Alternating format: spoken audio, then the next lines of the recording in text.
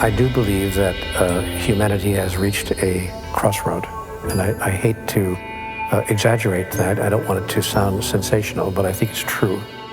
I think our species, the species of human beings, is coming to a place where we are deciding about ourselves. We are making a huge decision about who are we, who do we really choose to be. Who are we? Who do we really choose to be? Who are we? Who do we really choose to be?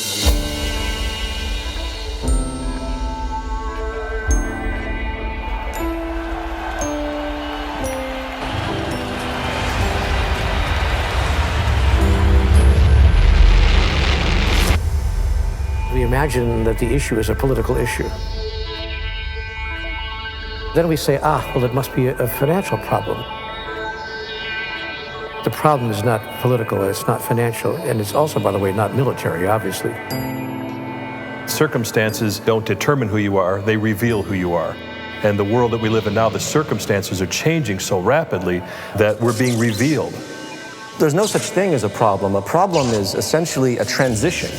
So I see the crises of today as a transition point for humanity.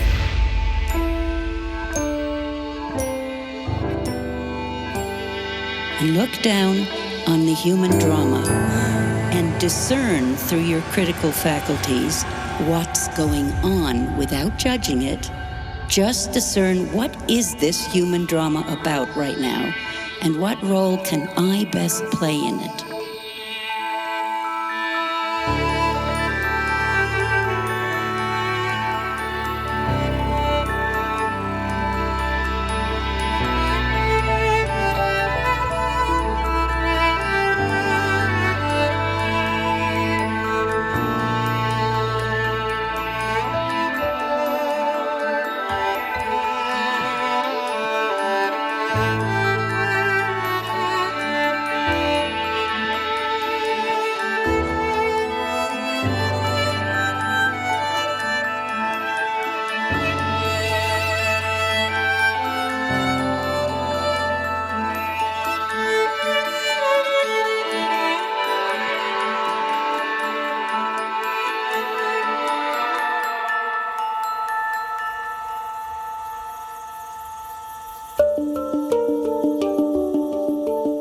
The latest Global Risks Report published by the World Economic Forum presents an astonishing risks interconnection map. It clearly reveals how all global risks are interrelated and interwoven, so that economic, environmental, geopolitical, social, and technological risks are hugely interdependent. A crisis in one area will quickly lead to a crisis in other areas. The interconnection and complexity in this map, compared to our surprise at the impact and speed of the recent financial crises, illustrates the discord that exists between all systems we've built and shows just how disconnected we've become. Our attempts at managing these systems are fragmented and simplistic, and not up to the challenges that we face today. The way we use natural resources is based on our economic system, which is closely related to our social values, which directly affect our psychological and emotional systems and all our actions. What we see in the world is a reflection of who we are. You cannot separate what's happening in the world and what's happening within people. So we're not just in crisis in politics or in economics. Human beings are now in crisis with themselves. When I studied biocybernetics, it was a wonder to see that the more we delve into nature, the animal kingdom, plant life, ecosystems, we see that everything is interconnected through reciprocal actions, some of which we understand, some of which we still don't. But now, human society is also becoming so integrated that it's like a single closed system that encompasses the entire globe. The crisis we're facing now is actually very unique. We are all closed together in the same system, and we can no longer do whatever we want in it. World leaders, presidents, have lost the ability to manage the people.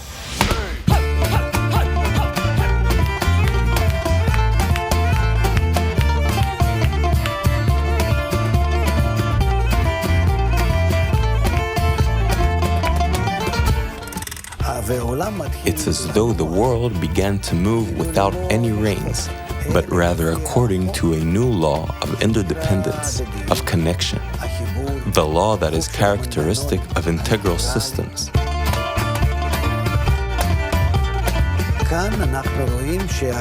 And here we see that world leaders, first of all, they can't even make decisions, whether it's G8 or G20. And even if they arrive at something, they can't realize it.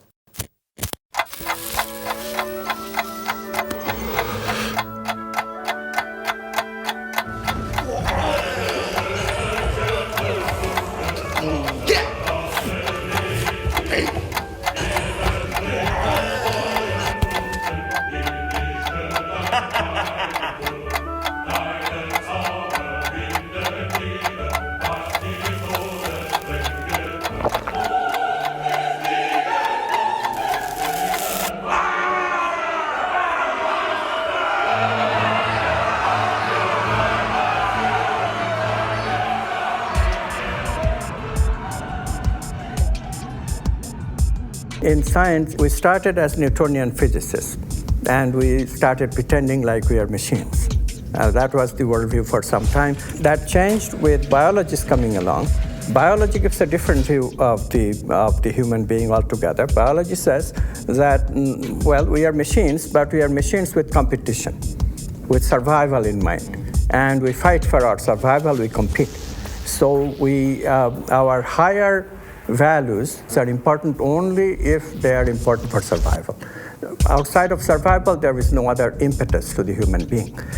And because of this idea, we have become, as you know, extremely competitive in our society. If somebody else has something, I must get it. If somebody else doesn't have it yet, I must get it before he or she gets it. This idea is causing havoc in our society. Much of our progress in human civilization has been driven by egoistic competition. People try to outdo each other, and that creates better science, better technology, etc. However, now we're at a point where this ego drive has become so extreme that it will stop at nothing in order to be more or have more than others. And so companies are destroying the ecosystem, bankers are creating economic crisis, people are building themselves on the ruin of others. Our food supplies are increasingly at risk, water resources are increasingly being strained, and our financial systems continue to be highly volatile and risky. At the same time, we're also discovering how all our systems are connected and interdependent. Clearly, business as usual is a dead end.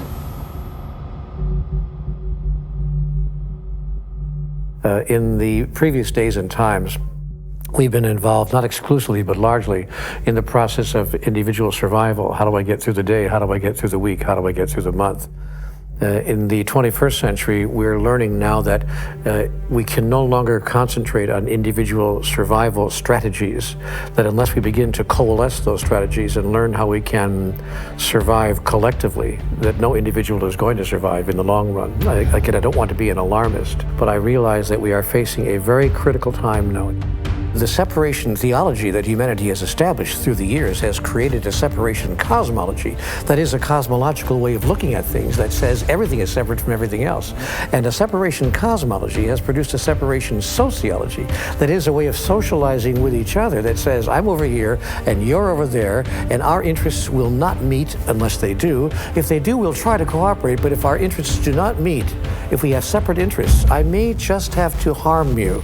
I may, in fact, just have to kill you.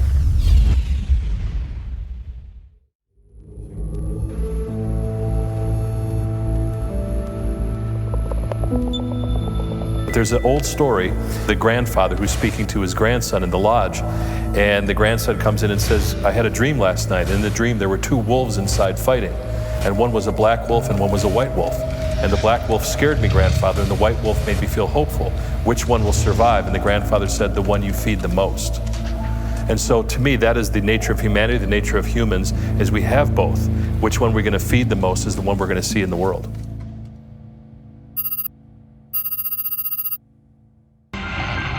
The Asch experiment is one of psychology's oldest and most popular pieces of research. A volunteer is told that he's taking part in a visual perception test. What he doesn't know is that the other participants are actors, and he's the only person taking part in the real test, which is actually about group conformity. Please begin. The experiment you will be taking part in today involves the perception of line length. Your task will be simply to look at the line here on the left and indicate which of the 3 lines on the right is equal to it in length. So, for example, if you... The actors have been told to match the wrong lines. The volunteer will be monitored to see if he gives the correct answer or if he goes along with the opinion of the group and gives the wrong answer. In the first test, the correct answer is 2. 1. 1. 1.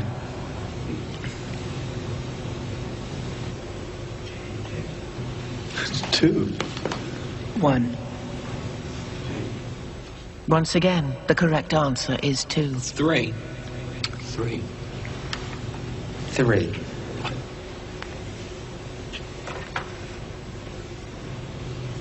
3.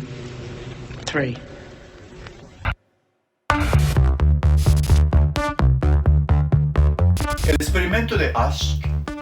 The Asch conformity experiment has been repeated many times.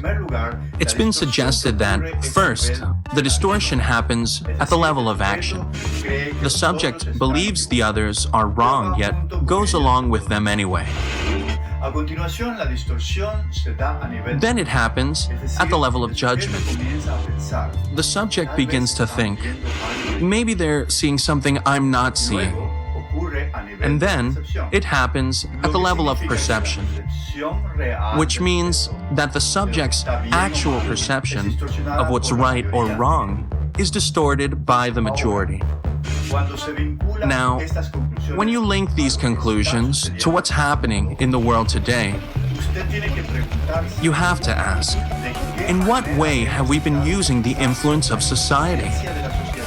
Which is probably the most powerful force in human psychology.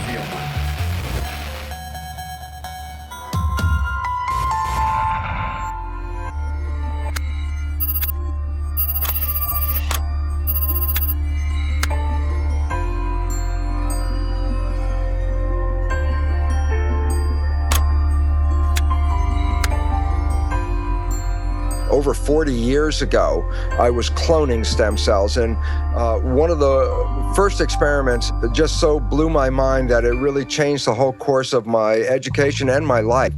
I put one stem cell in a culture dish all by itself, and that stem cell divides every 10 to 12 hours. After about a week to 10 days, I have thousands of cells in the petri dish, but what's most important is all these cells are genetically identical to each other. And then what I did, and this is the experiment, I separated a culture of genetically identical cells into 3 different petri dishes, and I changed the environment. But the culture medium to cells is like the world that we live in. It's got the air, the water, the food, all the things in it. So I had 3 different environments, yet genetically identical cells in each dish, and the results revealed that in environment A, the cells form muscle, in environment B, the cells form bone, and in environment C, the cells form fat cells. What was so profoundly important about this is if you ask the question, what is responsible for controlling the fate of the cells? What the experiment clearly revealed was that all the cells were genetically identical. The only thing that was different from one dish to the other dish was the environment. So while at the time I was teaching medical students the conventional story out of the textbook, the concept of genetic determinism, that genes control our fate and our lives, my experiments revealed a completely different story, and that was, it was the environment that was primarily responsible in shaping the behavior and genetics.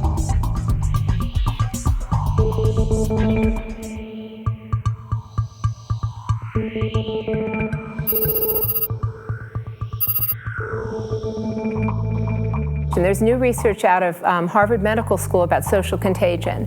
And I think it's kind of obvious and intuitive that you catch the moods of people around you, but now they're finding that people get fat in groups, they get happy in groups, they quit smoking in groups.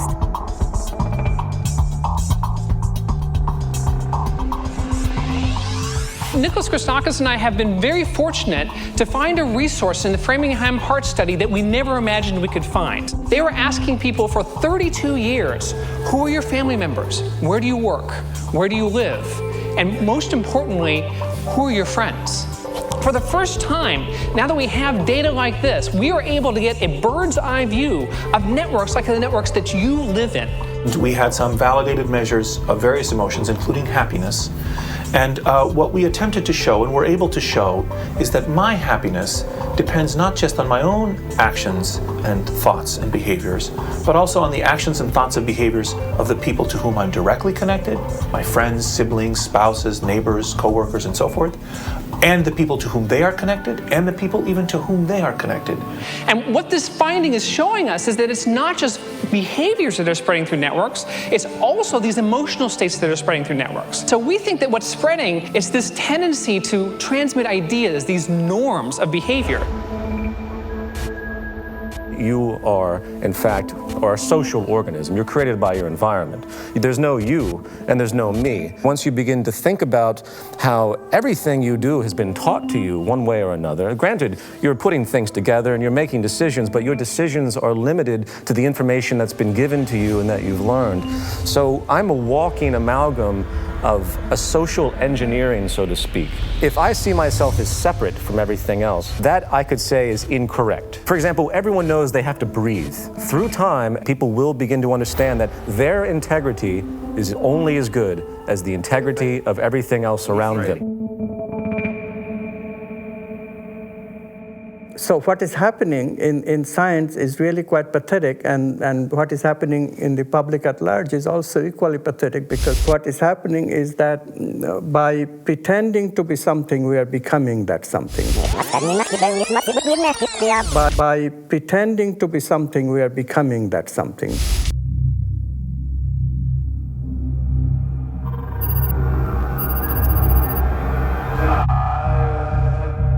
I began to feel that I was losing my identity, that the person that I call Clay, the person who put me in this place, the person who volunteered to go into this prison, because it was a prison to me, it still is a prison to me. I don't look on it as an experiment or a simulation. It was just a prison that was run by psychologists instead of run by the state. In 1971, today's well-known psychologist, Philip Zimbardo, decided to examine what would happen if you take perfectly normal and healthy young students and create a prison-like environment within Stanford University and tell them, for the next 2 weeks, some of you will act as prisoners, and some of you will act as guards. One day into the experiment, a riot broke out. The guards began humiliating the prisoners. They used physical punishments. Some became extremely sadistic. The prisoners began to have emotional breakdowns.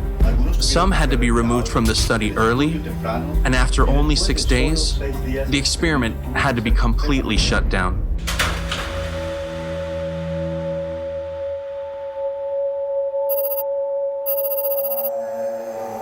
I had really thought that I was incapable of this kind of behavior.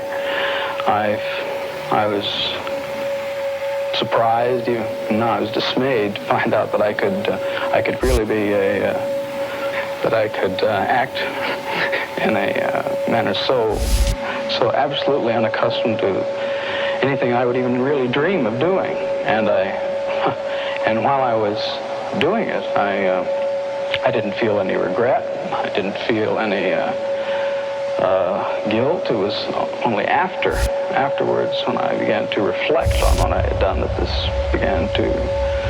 behavior began to dawn on me, and I realized that this was a part of me I hadn't really noticed before.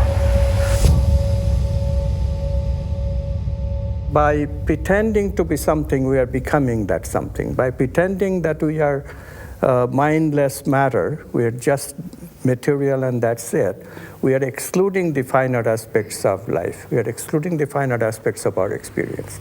And this is very serious business.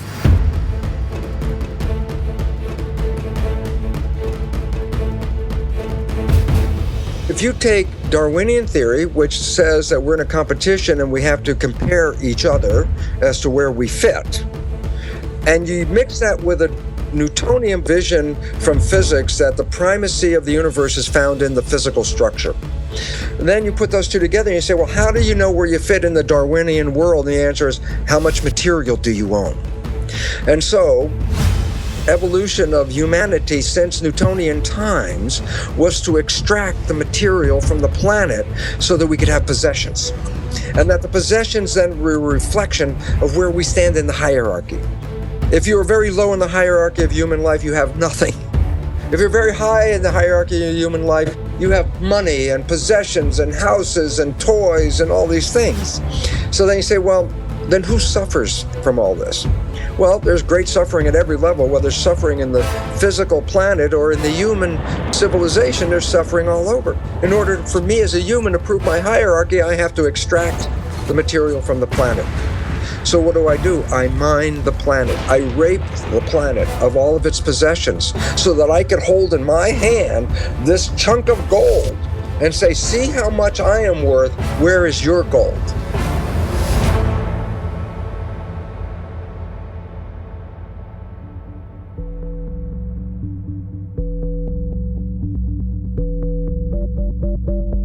Theory of evolution is not based on community, but based on the individual.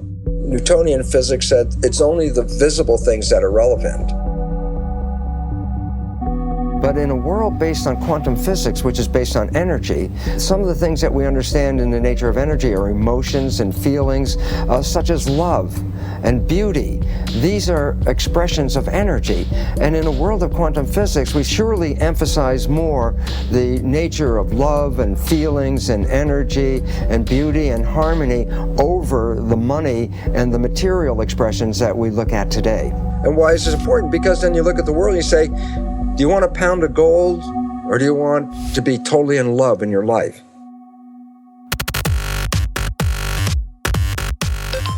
This is a painting known as The Supper at Emmaus.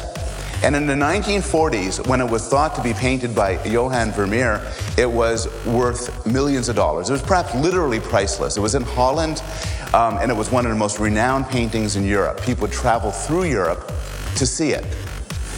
Until one terrible day when it was discovered that it was not painted by Vermeer at all, but by the great forger, Van Meegeren. In other words, it was discovered it was not this painting, but that painting. And all of a sudden, its value dropped to nothing. How you taste something is critically affected by what you believe you're eating. And this shows up in all sorts of ways. One nice finding involves children. How do you get children not just to eat their carrots and drink milk, but after they have the carrots and milk, to report that they tasted good, better than your normal carrot, better than your normal glass of milk? It's actually terribly simple to do this. This was done in a study a couple of years ago. You take them out from a McDonald's bag. They get people into a brain scanner, and as they're lying on their back, there's a tube going into their mouth. And they get to drink wine through the tube while their brains are being scanned. Above them is a screen where they can read information about the wine that they're drinking. Everybody drinks the same wine. If they think they're drinking the cheap stuff, they'll report, it doesn't taste so good, and they have a low-level neural response. If they think they're drinking 200 out of a $200 bottle, they say they love it, and the pleasure centers of their brain light up like a Christmas tree. This is John Cage's work. Comes under different names, but it's often called 4 minutes, 33 seconds, because it was a famous modern performance where the pianist is instructed to sit at the piano and be silent for 4 minutes and 33 seconds. Now, as you can imagine, this is fairly controversial, whether or not this is brilliant or just ridiculous. But my favorite fact about this is you can go onto iTunes and you can buy for $1.99 the entire thing of 4 minutes, 33 seconds, which is, of course, silent. And I've read commentaries on this where people are outraged. They say, look, just turn down the volume of your computer and sit there for 4 minutes, 33 seconds. But psychologically, I think that wouldn't be the same silence. This is that silence from that performance. You know, it's astonishing to me that we don't realize we make this all up. We made the whole thing up. You know why gold is what the value it is? Because somebody said so. That's it. You know why fuel costs what it is? Because somebody said so. Somebody speculates, somebody decides, there's a belief, enough people join in, this is what a thing costs. We've all decided this. So an awakening of, we're repeating these cycles and we're getting kind of tired of it, maybe we should do something different this time around, be something different. People are interested in processing meaning and values. We have to hear that. It's the society, the media especially, that puts ordinary people into this vain search of material goodies. Yeah. People didn't live this way even 50, 60 years ago. You know, this is just a very recent phenomenon, that if you have, instead of one cell phone, 2 cell phones in 2 pockets, then somehow you'll be better off.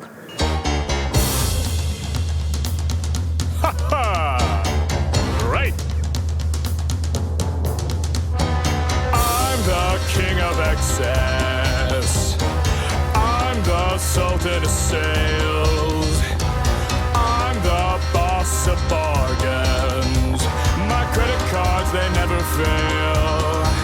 I got a 700 something on my beacon score, which means I don't own a thing and I can buy even more. I'm a buffet eating, tabloid reading, lovable guy. I get the best of the best that my money can't buy. It's a wonderful life. It's a wonderful life with my red-headed wife. It's a wonderful life. The average U.S. person now consumes twice as much as they did 50 years ago. Ask your grandma. In her day, stewardship and resourcefulness and thrift were valued. So how did this happen? Shortly after World War II, these guys were figuring out how to ramp up the economy. Retailing analyst Victor Lebeau articulated the solution that's become the norm for the whole system. He said, our enormously productive economy demands that we make consumption our way of life, that we convert the buying and use of goods into rituals, that we seek our spiritual satisfaction, our ego satisfaction in consumption. We need things consumed, burned up, replaced, and discarded at an ever-accelerating rate. Advertisements and media in general plays a big role in this. Each of us in the U.S. is targeted with over 3,000 advertisements a day. We see more advertisements in 1 year than people 50 years ago saw in a lifetime. And if you think about it, what's the point of an ad except to make us unhappy with what we have? So 3,000 times a day, we're told our hair is wrong, our skin is wrong, our clothes are wrong, our furniture is wrong, our car is wrong, we are wrong, but it can all be made right if we just go shopping.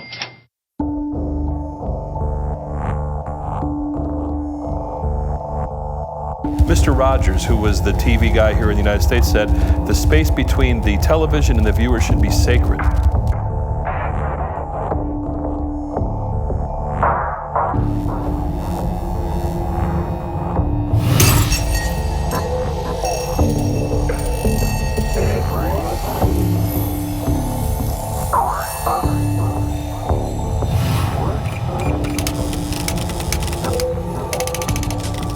It comes down to money. If they can sell it, if it helps humanity, I don't believe that the make or break point for anything that's done in the media, for the most part, 99%, is about the influence on the consumer. It's about, can we sell it?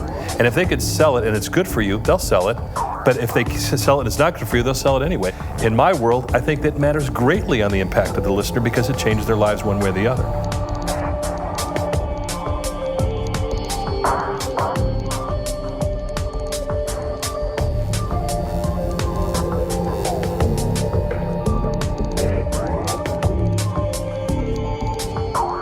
Part of the problem is people are too focused on their own little world, their own little lives, what it is they want to accomplish, when in fact there's really nothing you can accomplish that feels quite as happy as doing it with other people. And so I think there's been too much of the entrepreneurial greed, me focus in the last few decades. And I do think that people have become aware that we're becoming more unhappy, not just in the United States, but all over the world. Depression rates are rising faster.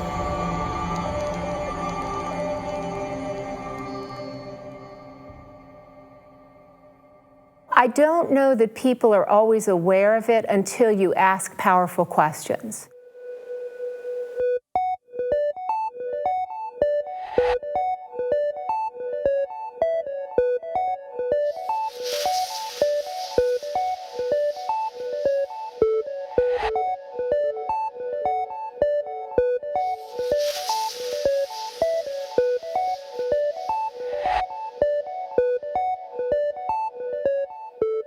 And the research is so interesting on this that if you ask college students what they aspire to, they talk about money.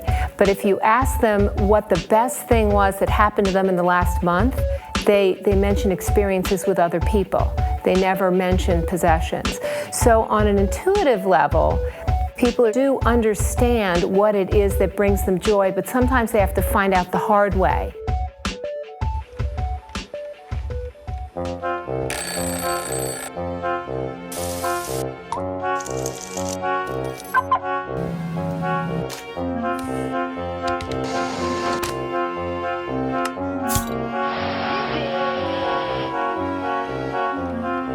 So we're in this ridiculous situation where we go to work, maybe 2 jobs even, and we come home and we're exhausted, so we plop down on our new couch and watch TV, and the commercials tell us you suck, so you gotta go to the mall to buy something to feel better, and then you gotta go to work more to pay for the stuff you just bought, so you come home and you're more tired, so you sit down and you watch more TV, and it tells you to go to the mall again, and we're on this crazy work, watch, spend treadmill, and we could just stop.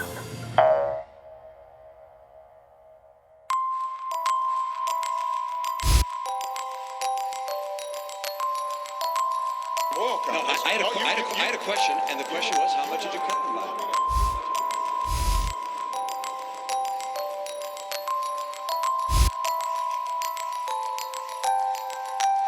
We have actually produced more oil. No. How much did you cut licenses and permits on federal land?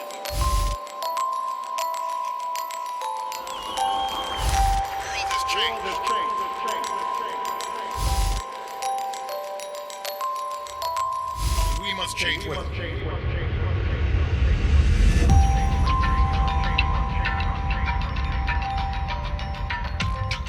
I have written an open letter to President Obama, reviving that slogan. You know, during the Clinton presidential campaign, they had a slogan called, "It's the economy, stupid." For me, the slogan is, "It's the worldview, stupid." It's unless the worldview changes, unless the worldview acknowledges listening to the values, listening to the personal meaning of life and the social meaning of life, unless we do this, real change cannot come. So I wrote to President Obama, if you talked about real change that we can believe in, if you really want change that we can believe in, please help us to change our worldview. Well, the change of man is the key to changing everything else in the world. Without it, nothing significant will change. What we need is not just patching up, not just solutions to current problems. What we need is a transformation, a fundamental transformation, which means a change of values, the change of thinking, change of consciousness, change in the way the human being thinks and acts. Worldviews affect the engine of civilization. It affects who we each individually think, who we are and how we behave, and our moral sense, business. It affects everything. An experiment was done by 2 social psychologists where they did the following. They took a bunch of students and they had them read one of 2 passages. One of the passages was description of who we think we are. And the key phrase in this paragraph was, "You're nothing but a pack of neurons," that were basically all material substances, in which case everything you think you are, all of your thoughts and emotions and all of your interior life is nothing but a pack of neurons. And then they gave the students the opportunity to do a couple of experiments where they could cheat if they wanted to. And what they found was that the students who read the passage, "You're nothing but a pack of neurons," cheated significantly more. If your worldview says that there is no inherent meaning in anything, and ultimately the universe is a pointless object, and when you die you're dead and there's nothing else going on, then it changes your sense of how do I need to live right now? Well, I should get everything I should get right now. I should cheat if I have to. Whereas if we had a different model which said maybe you're part of some gigantic living system with some kind of inherent meaning and all the rest. It could have consequences not only for yourself, but for your loved ones and everyone else. All the problems that we're facing right now, they're not problems. They're actually questions. Who are we? Who do we really choose to be? How do we choose to relate to life itself? How do we choose to relate to all the different elements of life, the environment, the planet itself, obviously the people? Why are we here, and where are we going from here? What is the meaning of my life? We're in a transition stage where the old answers are no longer sustainable, and that's why we're facing the crises we face. So there's a population in a state of flux saying the old stuff doesn't work, and we're ready for new answers that will create a newer, more sustainable civilization. Simple point, the old civilization is no longer sustainable, the answers are flawed, new answers are in, and we're in the moment of taking those new answers and weaving a new culture that will support those answers and support ourselves. At this critical point in time, we have to redefine what it means to be human. We have to choose a new identity, literally choose a new identity, and recreate ourselves anew as a humanity. Recreate ourselves as a brand new kind of living organism, a brand new kind of species, and recreate the organism as a cluster, as a group, rather than as a scattering of single individuals. We have to change our thinking about who we are in relationship to each other. We've been living in a competitive society for too long, and the world we see is the result. The ego, the competitive ego. What we have to do is learn how to cooperate and drop the ego and realize, again, that if we have people in one country that are very poor and people that are very wealthy, the wealthy are going to have to get big armies and big fences to keep those other people out. It's not going to work with the divisions of society that we have today and the stratification.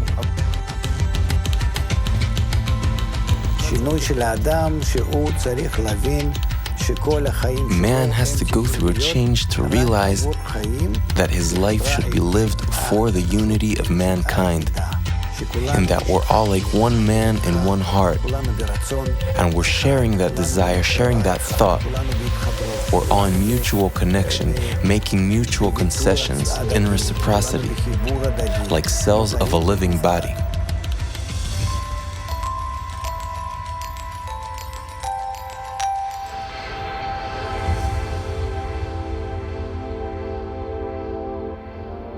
It's so simple, but we make it so difficult, and it's these hard things, these challenges, these horrible things we see are there to urge us to be better than we are. And I think until we start seeing that, they will continue, no matter on all levels.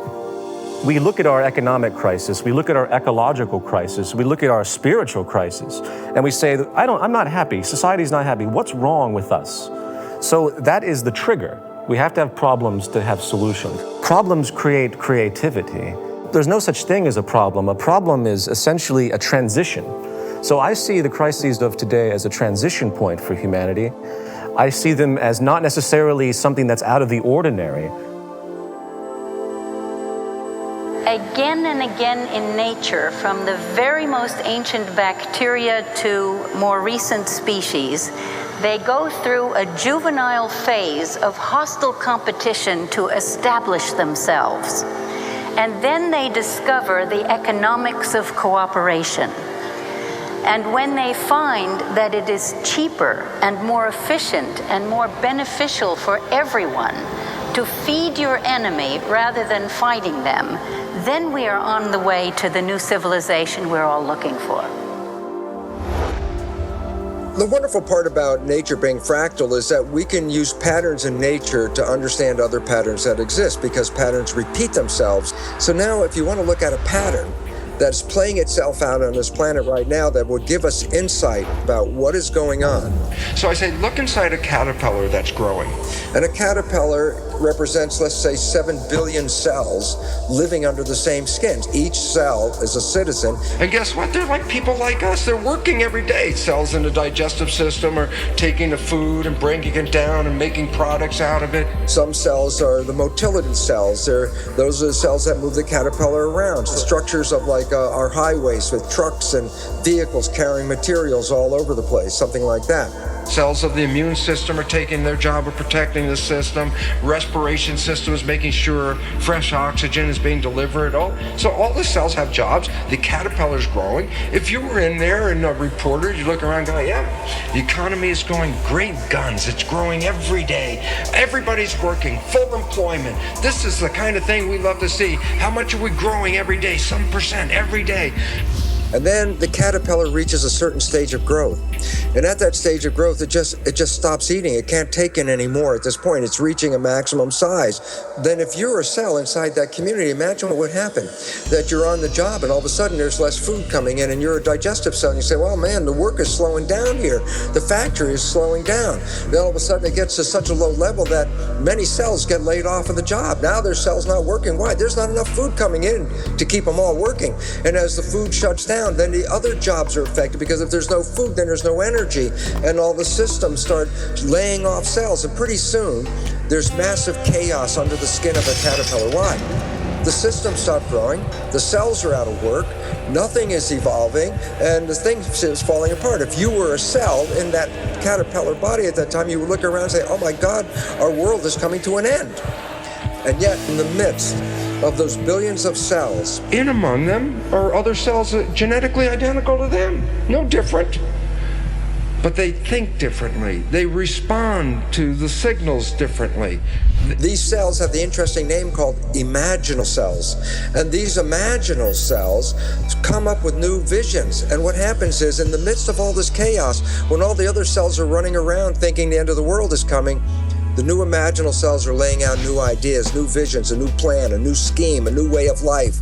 And around these ideas, the cells reorganize, and they start to create new massive organizations to create something much more fabulous than the previous system. A system that is much more sustainable, a system with a higher level of evolution. And that system they're constructing called the butterfly.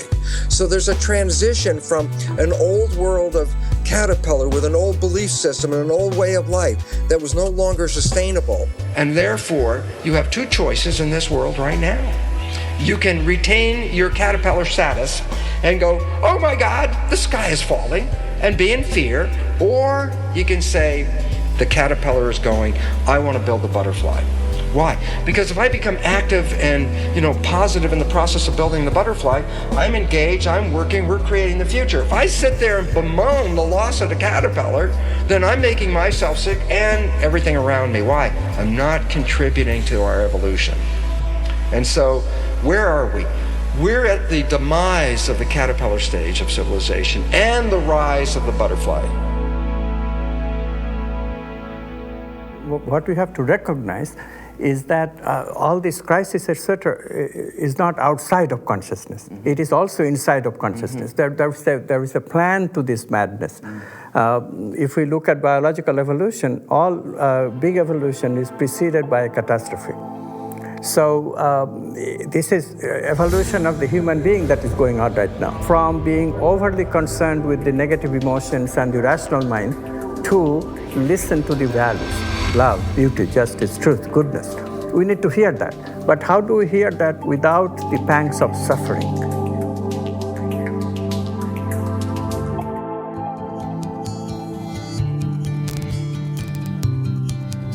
I believe the issue is how can we cause the largest number of people to understand that we are in fact all one, to understand our unity. The environment has to be changed so that we are supported in a way where we respect each other, while our value systems have to understand that we cannot survive any longer through our logical reasoning with the competitive mentality that's been perpetuated for so many generations. If the environment continues to reinforce this selfishness, it's going to be that much more difficult to climb out of it. So if we create an environment that helps us to have the courage to give, and it rewards and reinforces giving, then I think we'll move much more quickly into that type of bestowal mentality. What we're beginning to see now is the fall of all the major institutions, whether it's economy, politics, education, healthcare, every fundamental level of institution in the world. So there's going to have to be changes at every level. And it starts with education and awareness. Why? Because the knowledge we bought into of who we are and why we're here turns out to be archaic beliefs that are not supporting our survival. We have to go from our old limiting beliefs that brought us to the current state of the world, rewrite those beliefs so that as we take the next step forward, we do so with new awareness, new power, and a new understanding of where we want to go. So we need to change education. Just imagine, what would happen if we changed our environment completely? What if we would constantly hear in the news, through art, entertainment, advertisement, that we're all interdependent, that we're all interconnected as one integral system? How would our world look like? How would you relate to all the others in that system?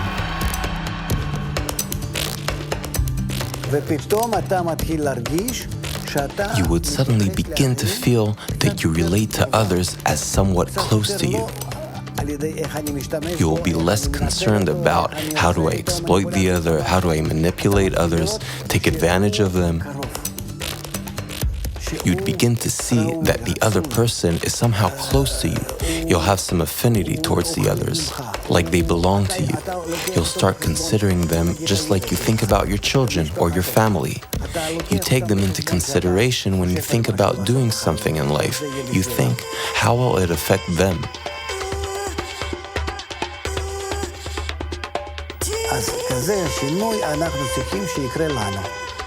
So that is the kind of change we need to go through. And it can happen to us through the proper environment that we create for ourselves.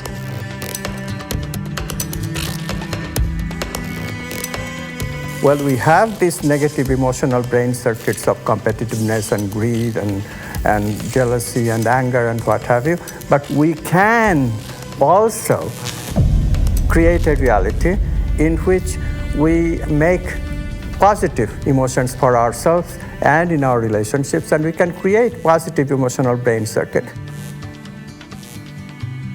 Brain circuits that we have created by voluntary acts of loving, deliberately, by practicing. That will then mollify the negative emotional brain circuit so we can overcome our base desires.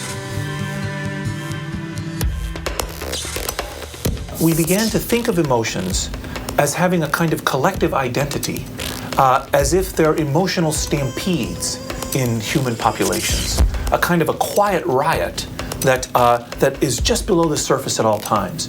Because when we mapped this network, we were able to find clusters of happy and unhappy people in the network, and we were able as well to show that happy people are able to influence others to become happy, and that happiness can spread from person to person to person to person. And it's this kind of view of the human superorganism that has really started to change the way we think about ourselves as human beings. We are connected. We are connected in ways that these other social species are, like schools of fish and flocks of birds.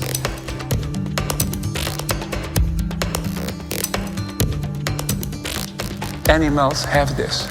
So-called primitive people have this. We have seemed to have lost it through our intensive egoistic orientation.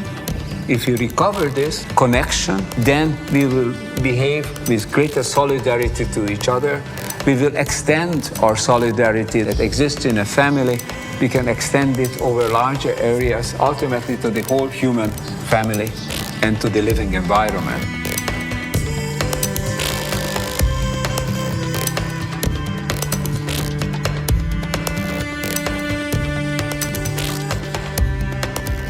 We can encourage people in all walks of life, in all kinds of organizations, to come to the notion of true global family and implementing the kind of world we really all dream of. What has increasingly been found is that the happiest people have vibrant social networks. They work hard at cultivating the relationships with other people. So it's the togetherness, the bringing people together that brings people the most joy.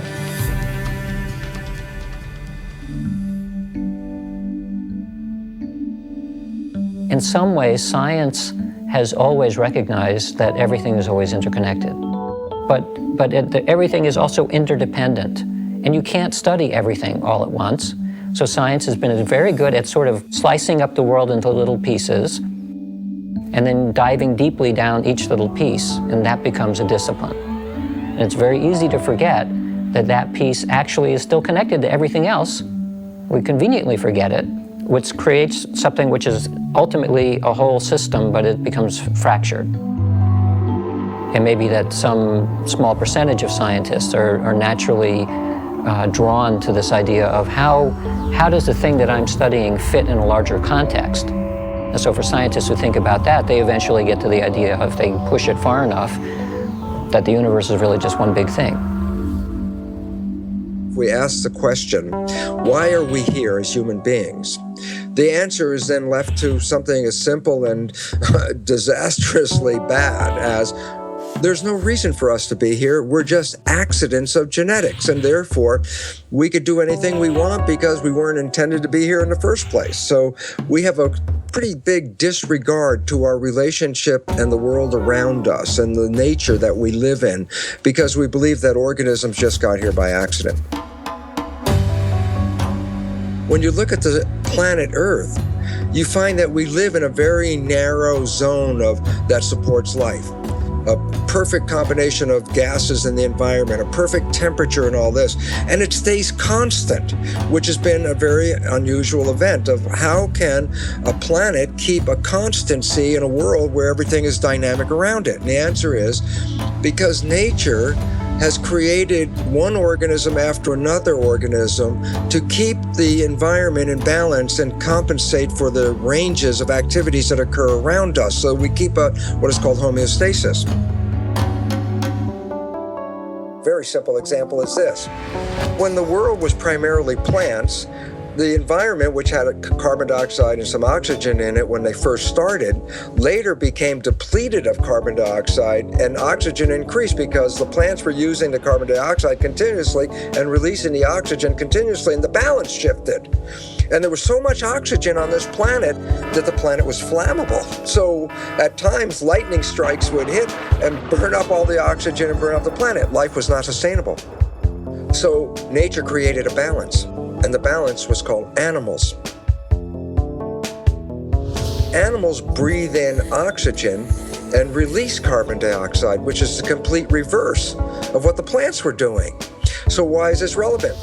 Because when you put animals and plants in the same environment, as the plants take in carbon dioxide and release oxygen, the animals take in oxygen and release carbon dioxide. This creates a cycle and a balance and harmony. So animal introduction was not just a random event. It was required to keep balance in. Now look at life as a seesaw that goes up and down. And I go like this. As I put one organism on one side, it throws the balance off and tilts the seesaw this way. So nature puts another organism on this side to bring the balance back. So I said, where are humans in this seesaw? And why is that important? Because humans have so much power that if we're not clear of what we're doing, we can take the seesaw and put a little weight on one side and shift the entire balance of nature.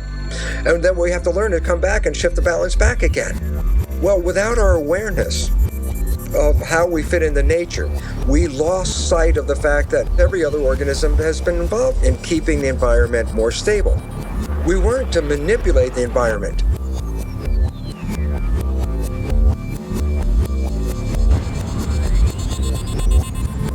But if the balance now shifts way off because of humanity, then it means that nature will no longer support human life on this planet.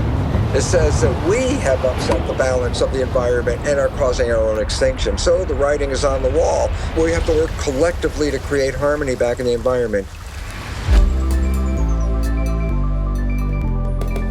When we become aware of this, we can engage in that activity as the primary direction of human civilization.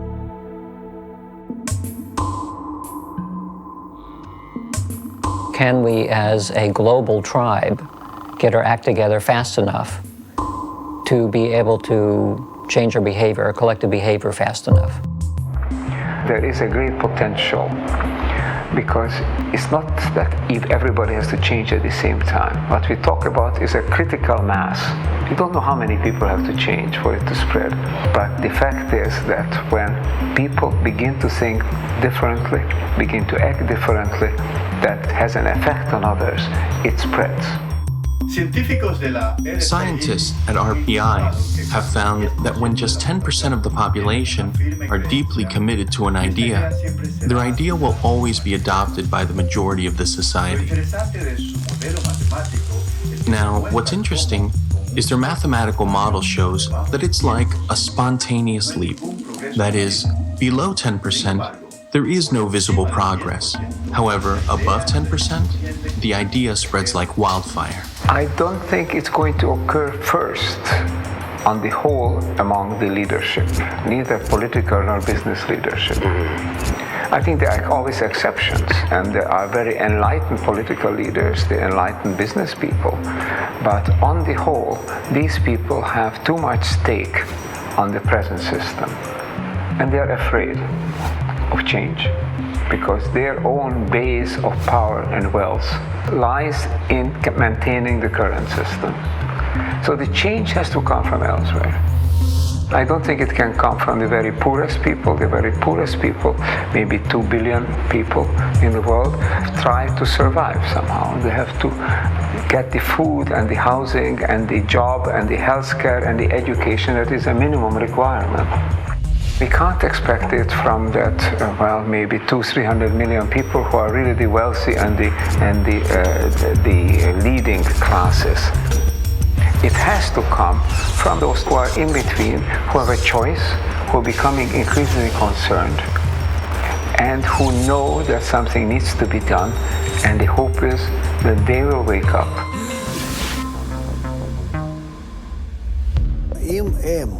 If there are people who are aware that the world must become integrated, then the question is, can they come together? Can they make the initial step towards this? I think the problem with global crises is that from each individual's point of view, it becomes difficult to know what do I do about it. When I say my ego and transform my ego, it's an illusion. How can I transform my ego when I'm dependent on so many other egos?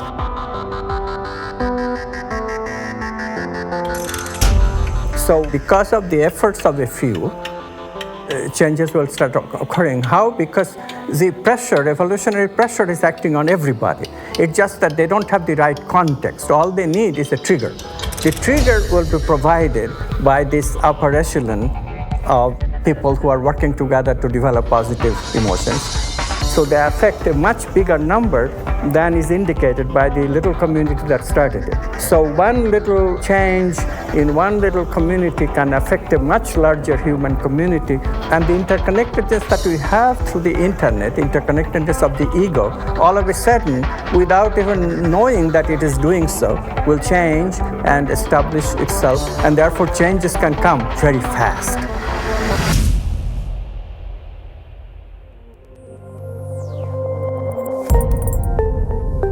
The basic idea is that there's this vast fabric of humanity stretching endlessly into the distance. I'm connected to you and you to others on out endlessly. Your actions can influence the actions and feelings of others around you, which in turn then can spread to still others and then to still others. If you tell someone they don't influence anybody, they're not going to do anything. But if you tell them they influence 1,000 people, they'll change their lives. And that's why I think it's so critical for us to understand, first and foremost, how and why we are connected. Thinking people, they can see opportunities in this. So we have to do this collectively. We have to do this collectively through dialogues, first between two people, through relationships between two people, and then generalizing it to a whole family, to the entire community, to bigger communities, to the country, to the entire world. Change the society to recognize that we cannot do this by ourselves. We cannot do this alone. It's actually very simple what we have to do. It's just getting people to identify with it and see the benefit of what that offer is, the offer of working together, and how cataclysmically better life will be, right? Materially and spiritually. So. The lack of connection between people causes all the sadness in the world. No question about it. We are at crossroads, and it's not going to be decided by fate. It's not a destiny. We have at a point where the future of humanity is going to be decided by how people think about it today and how they behave. Awareness, awakening, these are the key terms. We have a chance to change. One thing we have to recognize is that to change is no longer a question whether or not. Change is coming. The only question is whether it's coming unexpectedly and abruptly on us so that we can't do much about it, we become victim of it, or whether we can anticipate it, create those major changes that will bring about a better future. And that is the unprecedented task of the generation now living.